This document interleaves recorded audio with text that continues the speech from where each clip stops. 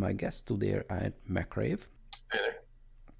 and Litabot, also a returning guest. Hi. Nice to have you both back. Nice to be back. And this week has been very exciting for me and for the community as well. We see two very important events. Let's start with the SSCRT results. I mean, probably everyone saw last week's Snapetacast by now, and there is the round of 16. Let's discuss that first. What do you think of the results of the matches? Like in general, but the specific matchups we can discuss as well. I'm just going to find the bracket here so I can see. Oh yeah. What I have to say is I didn't really find anything special. It's kind of like what I predicted, like Seda, of course, beating Thomas Vader. But the Bereaver Microwave game, that was a little bit close, though. I didn't expect it to be that close. I expected Microwave to be able to go 3-0 with it, but it was so closer than I thought. I must say I'm on the same opinion. Bereaver held very nicely. I'm a little surprised that TC Moo actually took out Killerbot. That's a bot that hasn't been updated in months. Killerbot, I know, hasn't been too active. He was only active for like, a month or two leading up to the tournament. But it seems like something you'd prepare for. But maybe he just didn't have time for that. TC Moo is definitely more a macro-oriented Protoss, whereas I guess if you have something like Locutus and Purple Wave, they're more aggressive. Or TC Moo, he expands like crazy, defends the expansions, and gets tons of tech. Gets like Corsairs that are difficult to deal with, and lots of Archons. Do I remember correctly that TC Moo is just absolutely researches everything at some point? He can, yeah. Like he definitely has the ability to. I'd imagine he'd use everything if he does research it. Like even my bot, at some point, it just starts to research anything and uses it. There was a couple games. There was one versus Eric Hammer where my bot had D-webs and started using D-webs on Sunkens. Sometimes you just code that stuff just in case because it's kind of cool looking anyways. I think that's what TSMU basically did. Oh yeah, and of course Purple Wave were showing us some very nice games, and he's up against Banana Brain. I'm really curious about that. And so, I know Dan has talked about that being his most difficult matchup, and he's tested it a lot. But I'm not sure if Banana Brain's PvP is his strongest. I've watched a couple of his games, and he has some good builds, but a lot of them are a little bit out of date, whereas Dan's are a little bit more modern. I think they tied each other, or I think they went 1-1 or something in the round one. So that should be a pretty close game, but I think Purple Wave wins that one 3-2.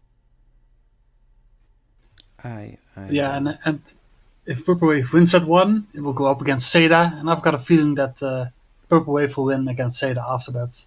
If Purple Wave beats Banana Brain, of course. Some authors has dedicated anti-Seda tactics, so it's entirely possible. Oh, definitely. And yeah, Locutus is against TSC Moo. I think it wouldn't be a big contest. My money is on Locutus. Actually, yeah. I think it's not even out of the question that Locutus will win this tournament. Either him or Seda. I actually don't see Seda winning this at all. Just looking at the top bracket, Seda has to play Purple Wave or Banana Brain, which they have a good matchup for Seda. And the only, Locutus is going to win round 2 and round 3. So in the semifinals, you're going to have a PvP. And the loser of that goes down to face what will probably be Saida in the loser round 6. So Saida is basically going to have to battle all of his worst matchups to get through. He's going to be, if he loses round 3 to Purple Wave, they'll be in losers round 4, then losers round 5, losers round 6, and losers round 6 they have to face another PvP and then go into the finals and still play probably another PvT. so they have to struggle through pretty much 3 of their worst matchups more than likely.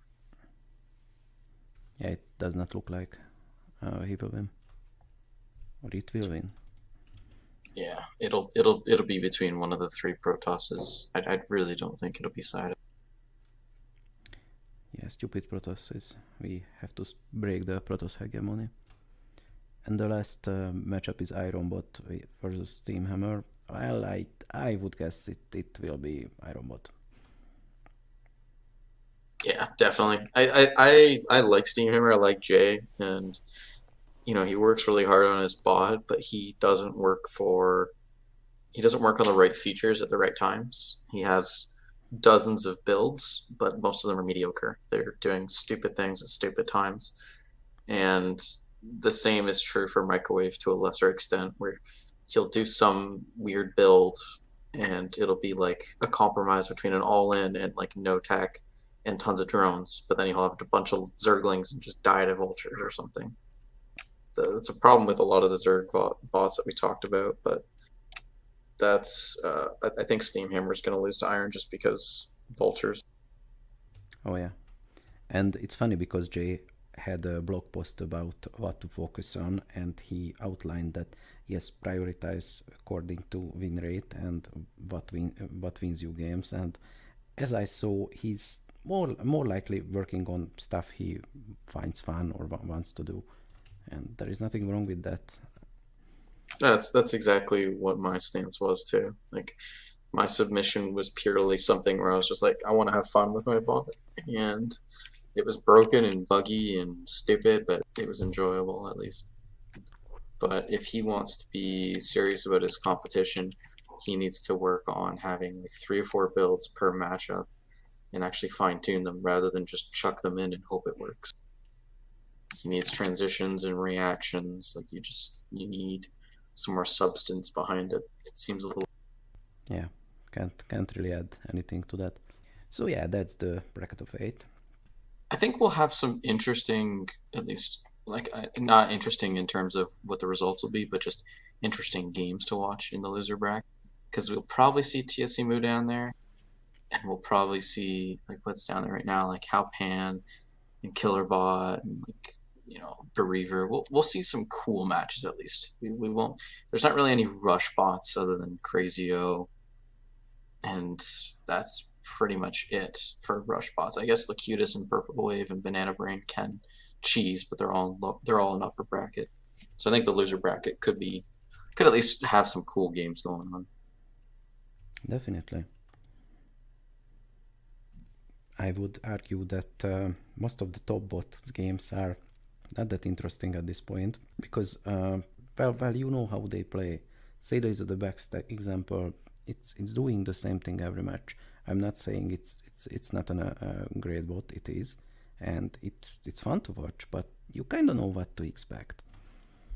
Yeah, like you watch something like Bereaver or TSEMU, all of a sudden they got scouts and shuttles with the Reavers and friggin' Eric Hammers on like 20 bases with thousands of Mutalisks and Hydra.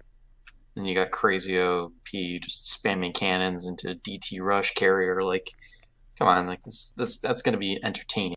The top bracket's gonna be just like hardcore, like strict Brood War gameplay. Yeah, I can't wait to see that. Well, I think we are 24 hours away from the next Nepetacast, so it won't be long now. Also, SSC80 hardware is getting upgraded, so the next tournament will be a little bit different than this one. Everyone is talking about the use of GPUs and, well, what will that bring? Yeah, that gives a chance for Facebook to go up against Samsung. Really, that's really all we have to look for. Just a clash between basically the 2 big companies, see who can hold top of the ladder the longest, I guess. Have any of you thought about using a GPU some way or building? Yeah, more of a machine learning part, not really for the other, not really for the actual game itself, just the machine learning part, and then I'll put the machine learning part into my bot without using the GPU in the game itself. Not really during the game. I mean, Yeah, I would say that during the game you are not really starved for performance, or at least not in a way that a GPU could solve that. Mostly you have to design your bot better or not do any unnecessary things. Alright, I think that's enough for SSCIT results. Another big topic, of course, is this week's DeepMind presentation. It was awesome. For those who haven't seen it yet, everyone who listens to this podcast, I'm 100% sure seen it, but just a quick reminder. Basically, DeepMind's Alpha Star bot, which is a StarCraft 2 bot, managed to have a 10-1 record against humans. 5 of those games were a good player but not a pro gamers, not a pro gamer, and 5 other games were against an actual pro player.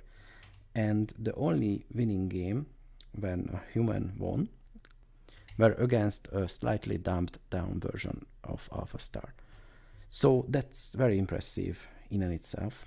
I might add that this was custom tailored to Protoss versus Protoss and one set map, which I don't remember the name of. Well, I'm sure you have thoughts on the matter.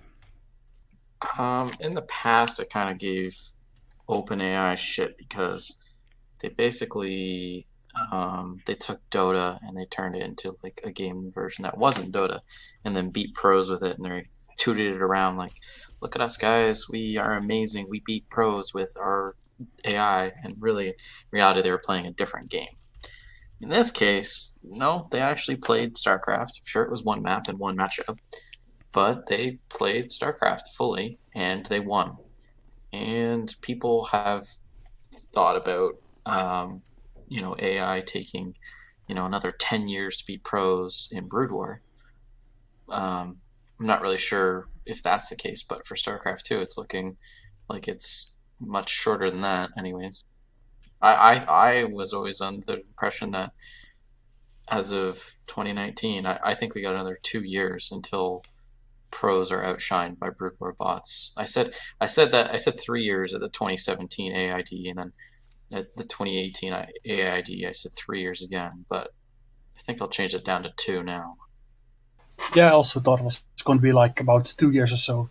What really impressed me was that if you've seen the BlizzCon presentation, then the bot they showed there that was still worker rushing and still kind of struggling against the elite AI otherwise, and to see them improve in such a short period of time, that was what really impressed me.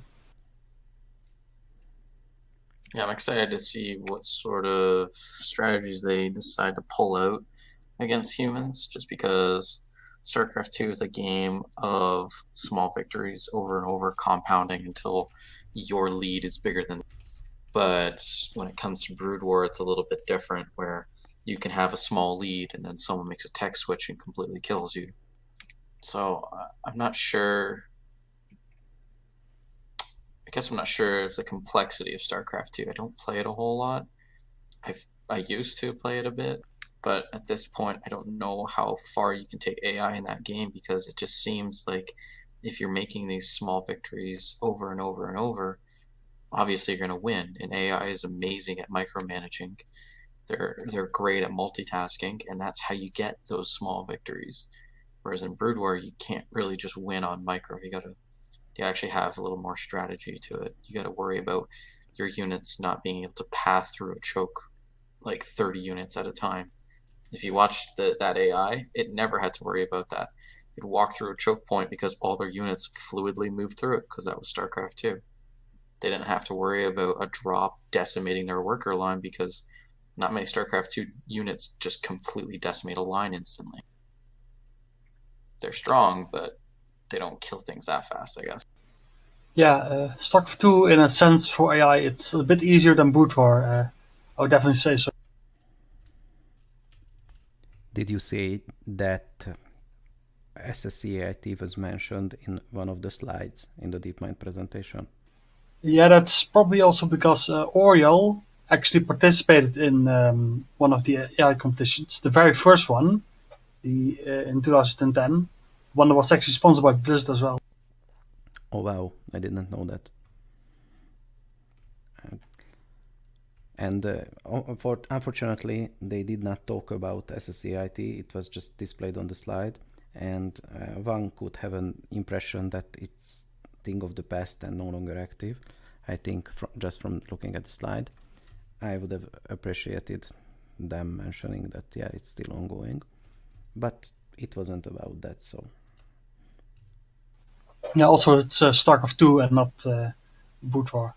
yes, I'm still waiting, of course, for the AI tournaments from Brood War to also adapt StarCraft 2 into their especially academic conferences. But as Dave Schutzel said, it's not that easy.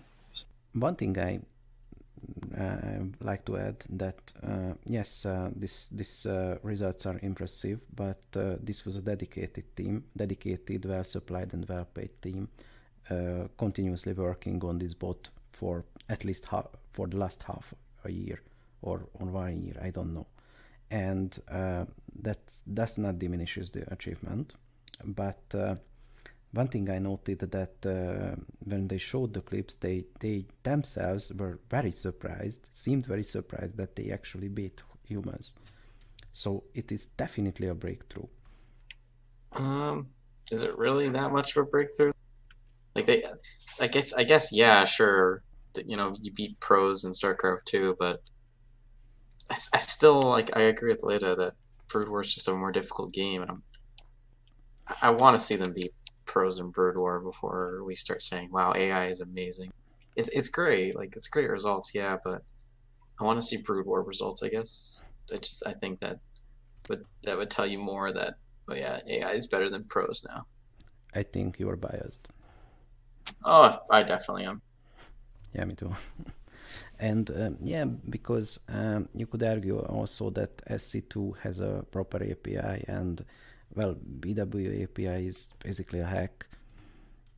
Not to mention that Brood War is basically a hack and has what the fuck code pieces. So yeah, definitely you have to fight the game engine itself. And maybe with SC2 API that's not the case. Yeah, the thing is with the StarCraft 2 API is it's more you're sending out commands through some actual interface, whereas in Brood War API you're directly hooked into the game, which you did the thing with Adam Heiderman, the other podcast, and he mentioned how Brood War API 5 is going to change that as well. That's something I'm looking forward to as well, like an actual official API for Brood War. Yeah, the Brood War engine itself is just weird. There's so many oddities that we have to deal with. Like right now, I have a crash on my Zerg bot where as soon as an assimilator dies, it crashes. And that's just because of the way I handle them, because the on-unit death, on-unit renegade, on-unit morph, all that stuff is just annoying to deal with. I don't think StarCraft 2 has those issues anyways, but I don't know a whole lot about it. But I would imagine that having a more modern game engine, they don't have to deal with a lot of these difficulties.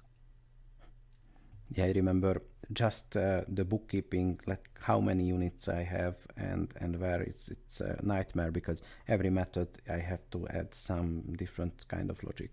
And for a Zerg bot, then that's extra hard to keep track of.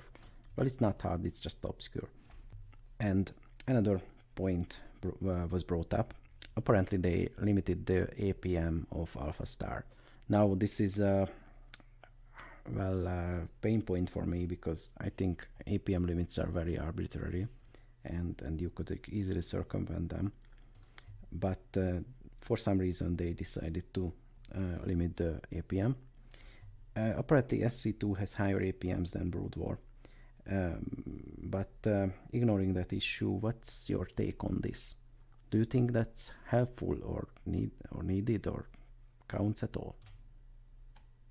Well, it's not strictly needed. After all, there are no APM limits in human tournaments either.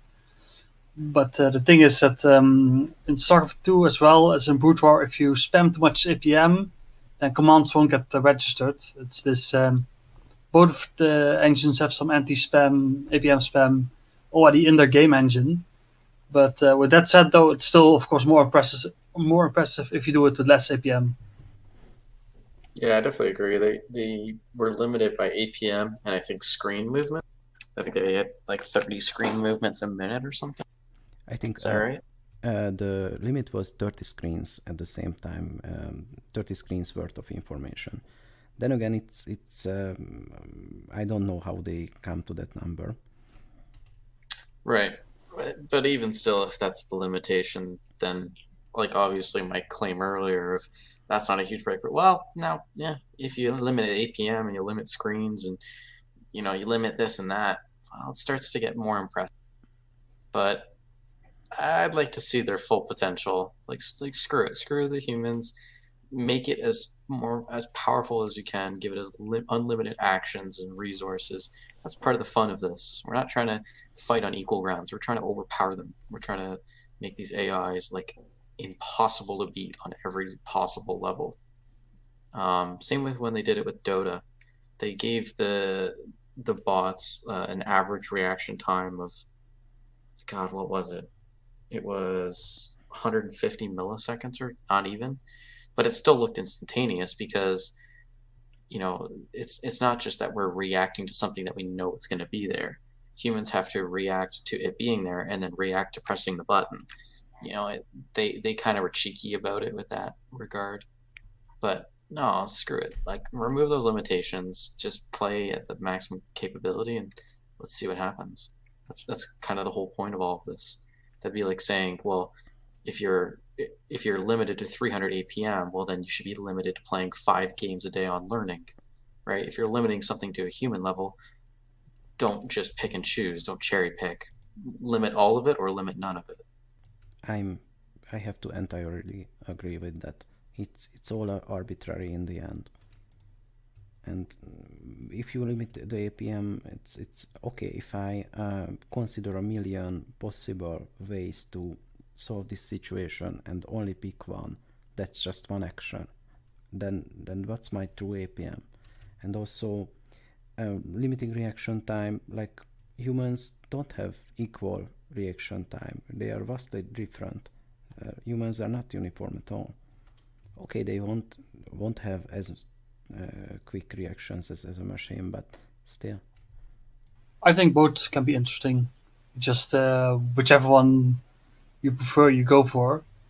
And although there aren't really any, if you go into like an AI tournament, there aren't really any rules on APM limits because it's already limited by the game engine itself and other things like that. So it's for now at least still personal preference. So just go for whichever you want to go for. Let's say.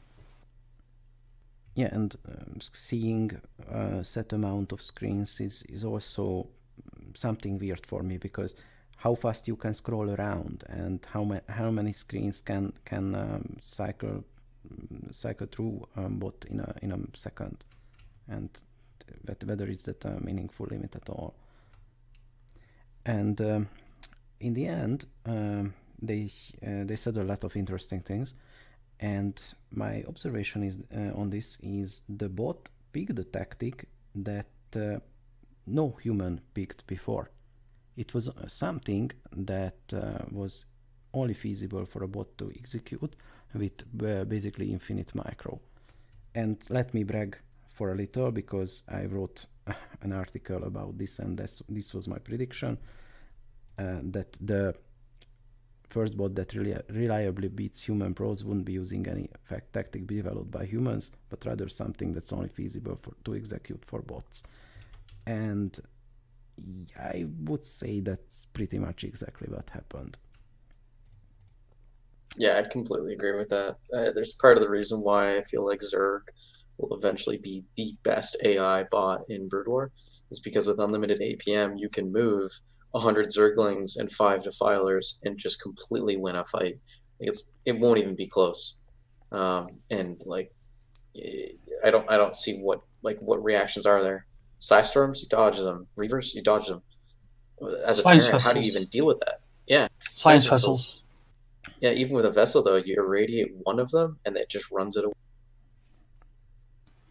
Yeah, but the thing about science vessels is they regenerate energy, and they can keep on irradiating once you've got a large cloud of them. With that, you can keep your defilers at bay. Besides that, you can also go for mass raids and simply snipe a lot of overlords if you go too heavy on your ground troops. So there's that. Definitely. Like there will be at least some response, but as if those defilers ever get close to your buildings, those zerglings are just already under it with a dark. You have to be like, it'll change the map. It'll change it to how humans play it, where they have to be out on the map.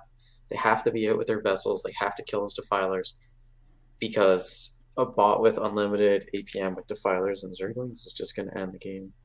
Same with StarCraft 2. You got like the disruptors and the phoenixes. Those are units with, if you have unlimited APM, they're amazing. Blinkstalkers, Yeah, Alpha Star won with Blinkstalkers, if I recall correctly. Yeah, I did. But the thing is that against, for example, Terran, you couldn't really do it exactly like that because Terran can get themselves some siege tanks. Those are in StarCraft 2 as well. And currently the units are still very clumped up. So if you position your siege tanks well enough, then the Blinkstalkers won't work against, for example, Terran. So in PvP, it's a good strategy if you've got a lot of APM. But I think that like the high level Terran players like Uthermal could still beat the current DeepMind because of things like siege tanks. Yeah, I'm curious what the AI will learn to use in other matches. Well, they said that it was 200 years of training, so I think we can safely say that no human has trained 200 years for StarCraft leagues. And one of the developers of Alpha Star was David Silver, who is a university professor, and he mentioned that they used reinforcement learning for this. Actually, David Silver has the reinforcement learning course on YouTube. So if you're curious about that sort of thing, then definitely check it out. And I'm curious about, did you use or have any familiarity with reinforcement learning? I've had it at my AI courses at university, so I know about them. But the thing is that if you want to do it at the level that DeepMind does it, you need a lot of processing power, which is why I'm looking currently into genetic programming instead, because that way I don't need that much processing power for machine learning. Yeah, can you elaborate on that a little? Well, like I was still actually got a little bit sick this month as well, so I haven't really been working on it that much. So it's still a work in progress. But once it's there, I'll let you know. Yeah, can't wait to see that. So yeah, my next question is kind of already answered, but what do you think? How feasible is it to do something like that for Brood War? Have a league for a bot and only different versions of the bot plays against itself in that league. Yeah, the Brood API supports continuous games, so you can easily do that with the Brood API as well. So it's not that difficult. Once you know how to do it in StarCraft 2, you could do it in Brood War.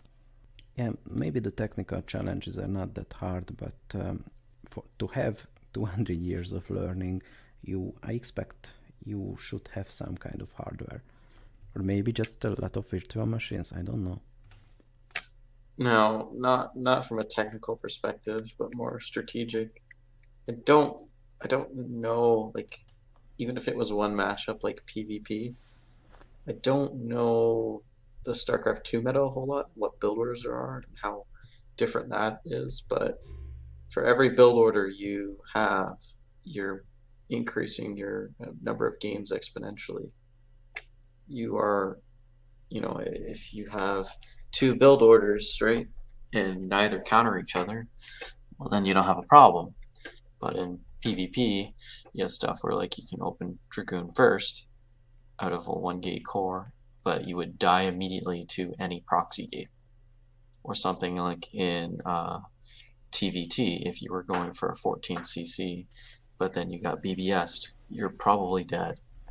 So there's that sort of complexity, I guess, to Brood War. Now, I don't know much about StarCraft 2, but for what I've been told, you start with like 10 or something workers. So I can't remember. And rushes I don't. think I was a little bit more than that. But also another thing to consider is that StarCraft 2 still gets balance changes. So besides just learning the game, you also need to be able to get a more generalized concept where they also mentioned that they played on the Blizzard patch, which was some months ago. And if there's like a new patch out there, you need to be able to retrain your bot very fast. And I do wonder if DeepMind will be able to do that. Yeah, that's an interesting thought. Like if you even have like a small numbers change, that'll affect all your learning. Like even if it was like zealot damage increased by 1, it's like, okay, well now zealots are way better in certain circumstances. That would change all your learning. Yeah, and things that humans can adapt to those changes quite easily. Question is, of course, how fast DeepMind can react to changes in balance. Whereas in Bourgeois, you don't really have that because the game itself remained the same for many years now. Yeah. Around 20. I hope they nerf vultures though. I'm biased, I know. Not 20. The last balance patch was somewhere 2000. I don't know exactly which year, but it's been like for almost 10 years. The balance hasn't changed. No balance patch.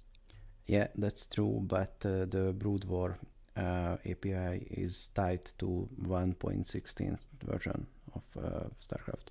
I don't know when that. Yeah, but what I mean is, yeah. Also, What other I than mean- that, you raise a completely valid point, as Brood War don't get stuff patched out, at least not as often. So yeah, otherwise you're right. Yeah. So any of you play StarCraft 2, or what do you think of the game itself? When I first tried out, I decided, okay, this is not a bad game. That it's not for me. I myself played the campaign. I also played some latter games, but I'm not really good at it. In Bootrar, I am D plus, and in StarCraft 2, I am Gold League.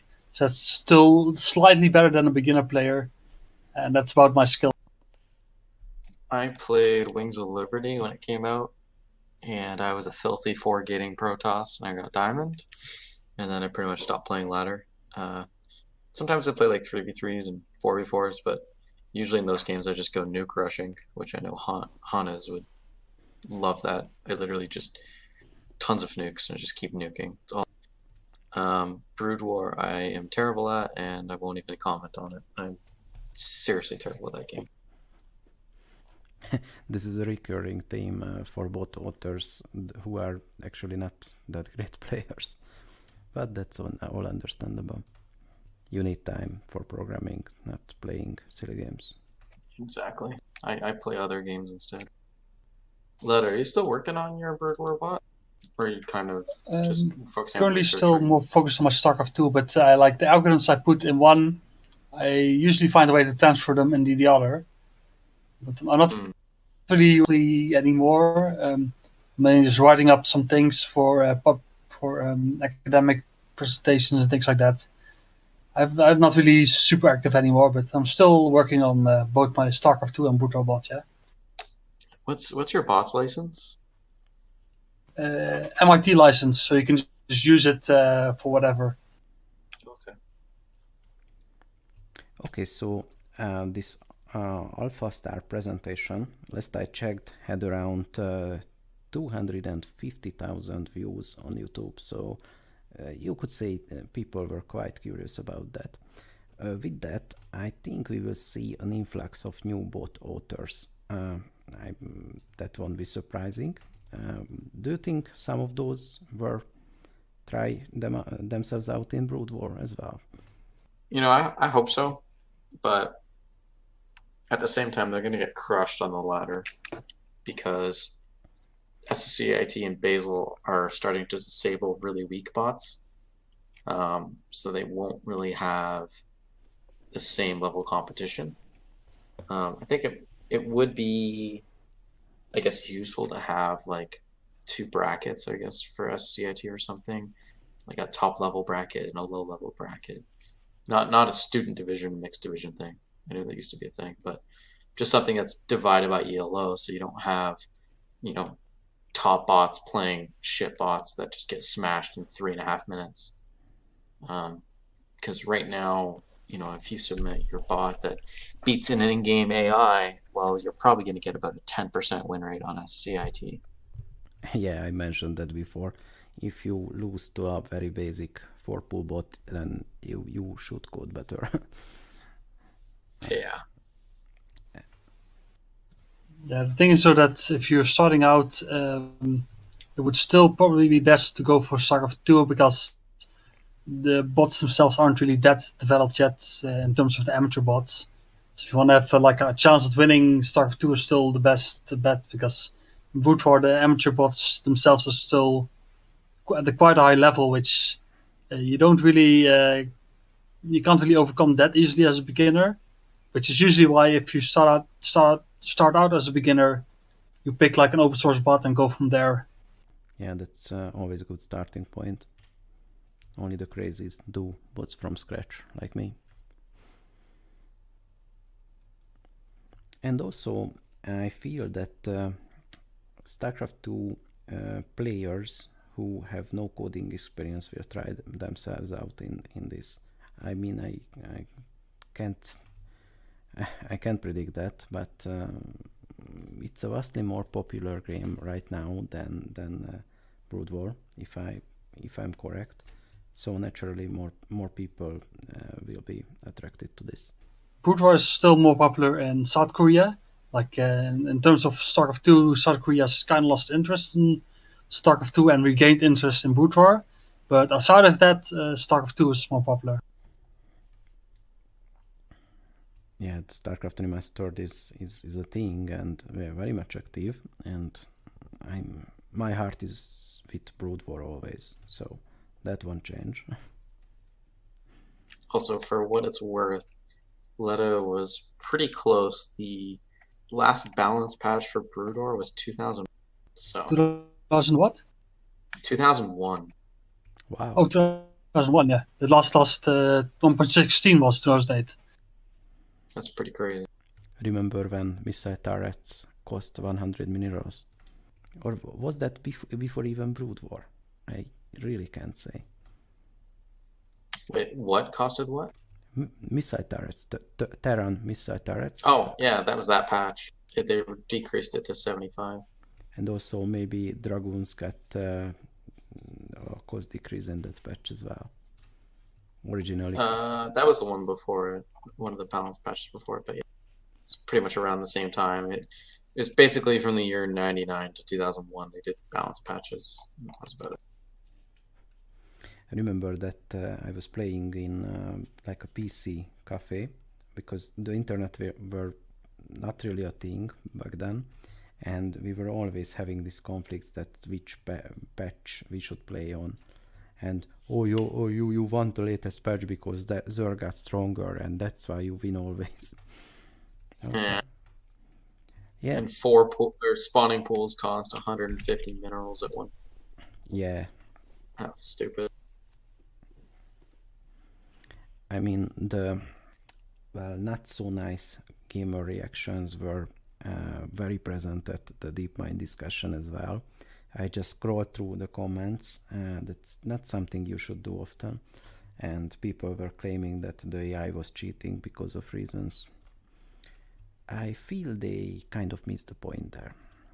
Yeah, I guess they don't really understand the idea that AI, the goal of it is to play as fast as possible with unlimited APM, but I guess those people missed that memo. We'll have to resend them in. We have to beat them into submission, yes. So we should probably talk just briefly about things that bots haven't done yet. What do you feel like they will be doing? Like what sort of strategies that we see, like Saida doing those big drops with tanks and vultures. But what do pros do that bots don't do right now? What would be game changing? And I think one of those right now would be Protoss recalls. We don't do those against Terran right now, but that would devastate them if we took out all their factories. Terrans are not putting missile turret rings up. They're not putting mines in their main. It would end the game every single time. I think bots will find a use to units that have no real role nowadays. Maybe even scouts, I don't know. But a good example would be queens, which can be utilized, and pro players mostly don't bother with them. Yeah, ghosts will be quite good as well in PvP if you can do your lockdowns correctly. Yeah. Yeah, lockdown is actually a strong skill. Defilers are not really used, but those are pretty much the end game unit for Zerg in human. I can't even imagine a bot being able to Dark Swarm and Plague my units. That would be so difficult to deal with. I wouldn't be ready. I think TSC uses defilers, but He does. Can't mention any other bot that does. Yeah, I can't think of really any. And then I can't think of really much other than maybe in TVT, battle cruisers aren't used a whole lot, but I don't know. Battle cruisers are used in late game. Yeah, you for usually humans. see them in pro games in late game. Yeah, I'm hoping to get to see that with bots because Yamato cannon with bots would be amazing. Yamato cannon was kind of a meme for a time, but sadly no one implemented a mass Yamatoing bot. I had a battle cruiser built on my bot. I should re-enable that. It's really fun. Just battle cruisers and marines. Mine goes for battle cruisers in late game DVZ because just to clear out the map mostly, but it actually goes for them. Oh, they're amazing in TVZ. They one-shot Scourge. It's crazy. Oh yeah. And very few bot utilizes Dark Archons as well. And yeah, I would so like to see Dark Archon stealing a worker from the enemy. That's something I yearn for. You want me to do that? Yes. Alright. I even offer you a whole pizza if you do it. When's the timeline? When do I need to have this done by? Yeah, I don't want to hurry, but maybe tomorrow. Oh my god. See what I can do. No, but whenever you're ready, I owe you a pizza. You heard it, So heard it here. I do actually intend on adding them as a late game PVZ. Like something on like 4-5 bases and get Maelstrom. But I could add some stupid builds where like I don't know, just grab a Dark Archon and just go my control worker. Probably use it against like a really weak bot. Just I don't know, DT rush like a Bio Terran and then kill off everything except one worker and then go steal the worker and start making an army. I'll do it. It's just gonna take some time. And you have to take care that you build up the full 400 supply before attacking. Alright. I can do it. I'll make it like 400 carrier, arbiter, battle cruiser, science vessel. Can't. Steal an SCV and make like 200 fire bats. That would be the memest of builds. Okay, that's like 3 pizzas then, and I will do it. I will do it. Let me see what I can do. I mean, somebody had told me a while back, hey, why don't you try taking an island? I'm like, alright, so I did. I remember like, I wasn't the first, but damn, that was fun to do. One of Nepeta's greatest pet peeves is island taking by bots. I remember the cast where I submitted the replay. He missed it completely. Yeah. But island taking is a really interesting strategy anyway. Well, why wouldn't you do it? One thing I'm thinking about is proper use of of terrain, and not just the high ground, but apparently if you render a tree, you get the enemy units get a mischance against you. which is first of all hilarious. Second of all, it's free advantage. You just have to stand under a tree, and I didn't see any bot utilizing this. I'm pretty sure that Broodware has a lot of stuff that can be used that way as well. We use ramps. Ramps are generally something good, considered something good, but no trees as far. There's a new map out, I think it's called Whiteout. It's in KSL, I think, or ASL. Either way, it's a map that has like a forest in the middle. I'll link. Yeah, that's nice of you, but the audience won't see it. But maybe maybe I just add it into the podcast post. That might be good at. Anyways, so this map, ASL added this, and there was a TVT on it, and it was amazing to watch because they would siege the tanks behind the trees, and then scan in front where they think the enemy is, and then the enemy would just get massacred by these basically invisible tanks behind these trees, because not only did it block vision, but it also gave you that miss chance. So they'd be set up in these forests, basically, just waiting. It is pretty impressive, honestly, that this is a balanced feature. I'm curious if this map long-term actually remains balanced. It seemed pretty good. I think that was a game that Leda was actually playing in. And he basically had tank wars in the forest with another Terran. Yeah, I'm all for goofy maps. I petition to add plasma to the map pool in the SSC8. Not really, but I would like to see some games on that. Yeah, I do plan on adding that for the Tiny Craft tournament. Just adding like plasma or something. We did settle on island builds, or island maps rather. So we will be choosing something like that. Lita, what do you think? Do your bot can your bot handle funky maps? Currently it can't, especially not island maps. Are you planning working on something like that?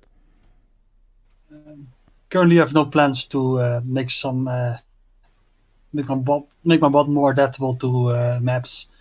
My bot still assumes the standard pro tournament map. Yeah, map, terrain, and pathfinding is a great topic, and I'm biased with bringing up this because I'm actively working on some pathfinding for my bot. And the thing is, I have to learn the pathfinding algorithms, then I have to learn how to make an abstract representation of the brood war map, which is not as simple as it sounds.